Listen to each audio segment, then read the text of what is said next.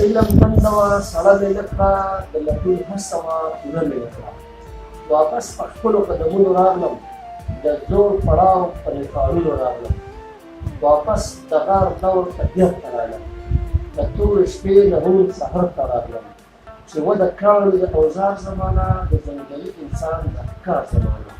نه چا قلم نه چا کتاب پېژنده نه یې ګناه او نه ثواب پېژنده نه چا مذهب او نه رواج پېژنده نه یې مغز او نه علاج پېژنده نه یې جامه او نه پرده پېژنده نه چا کفن په جنازه پېژنده انسان په صف کې د حیوان ولاړو د ژوندون لوبې ته حیران ولاړو لیوان بانګان او شرمخان کې راتلل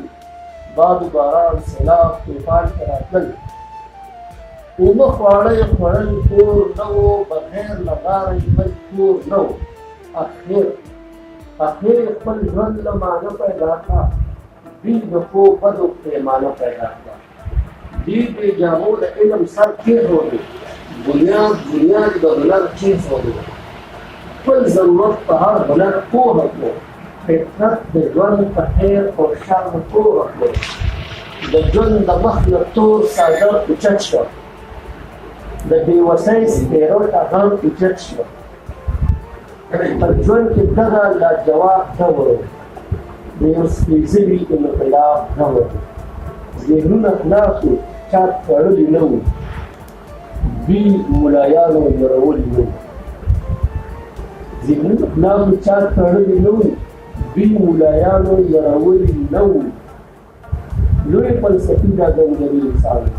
تیاره جهان نه د مشال په شان و چې د شعور په لارې ګام واغېستو